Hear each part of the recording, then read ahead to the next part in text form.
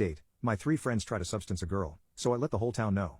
First, I started recording them whenever we were alone together. I wanted to get everything they said about the party and the girl they were planning on victimizing on tape. I knew I needed some kind of proof, or it would just be my word against theirs. And after a few days, I had gotten more than enough. But I wasn't done. So the next thing I did was track down the girl, take her aside, and tell her everything. She was pissed, and scared, but I begged her not to go to the police or tell anyone. I know now that was stupid as well, but for some reason, she listened to me. I had a plan. A crazy stupid plan to teach them all a lesson. So I told her to tell F1 that she was going to meet him at the party, but to just stay home so she could stay safe. Later that day F1 started bragging about how the girl had accepted his invitation and everything was going according to plan.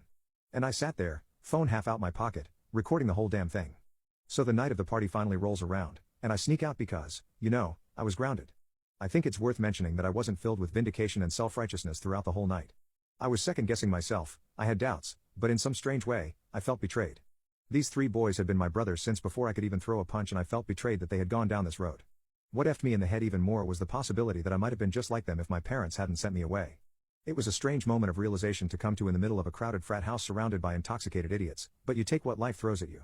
So the night goes on and F1 is getting steadily more frustrated that the girl he invited hadn't shown up. I'd made sure to keep him in my sights for the whole night, not wanting him to decide that any old girl would do if he couldn't take the one he wanted. I kept an eye on all of them, watching as they drank and drank while I stayed as level-headed as possible with some water in a beer can. When midnight came, all 3 of them were plastered, and I knew that all the girls at the party would be safe by then. By this time, the crowd was dying down and a few people who couldn't hold their liquor were already passed out around the house. And now was my time to shine. While all 3 of them were occupied with a drinking game, I hunted in F1's bag and found the bag of little pink pills. Here's where I did something I'm not particularly proud of, but I'll tell you anyway. I slipped 1 pill into 3 beers each and handed them to my friends and then waited. It didn't take long before all 3 were passed out on the floor, along with quite a few other party guests. I then took out a black permanent marker pen from my bag and wrote or pissed on all 3 of their foreheads, took pictures and immediately uploaded them to our school's Facebook page, so everyone who attended our school would see. Admittedly, I didn't really think this part through, since I not only did this in full view of every other conscious person at the party, but also knew the photos wouldn't last long on the school site before they would be taken down. But since it was a small school, in a small town, I didn't doubt that a whole bunch of people would see it before a teacher removed the photos, and that's exactly what I wanted. Next came the recordings. When I got home, I got a verbal bludgeoning from my parents for sneaking out, but they stopped when I finally told them what had been happening. They were both shocked, and a little disbelieving, but when I played them both the recordings I'd saved on my phone, they were just as sickened as I was. I was silent in the car as my dad drove me to the police station, receiving a lecture about how I should have just come to him in the first place, and what I'd done at the party wasn't necessary. But I felt like it was at the time. My phone had already blown up with other students commenting on the pictures of my 3 ex-friends with rapist written on their foreheads. And while a lot just laughed at them, many were questioning if there was any truth to it. It was what I wanted. I wanted everyone to know who they really were so they had nowhere to hide. The hours at the police station were admittedly very scary. I was still debating with myself whether or not I did the right thing, but my friends had chosen their own fate.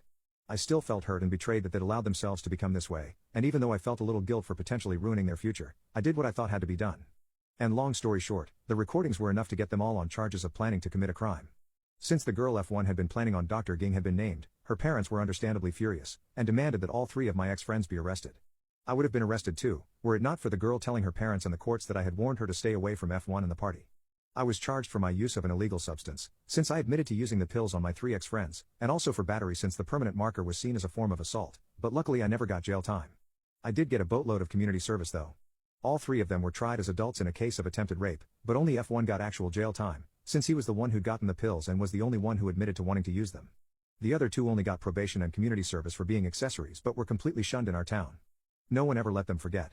I was prepared for the backlash, ready to be jumped by them or something, but strangely enough, I think seeing F1 go to jail for what he did knocked some sense into the 2 of them, and they wised up enough to actually get into college without football scholarships, since they were both kicked off the team.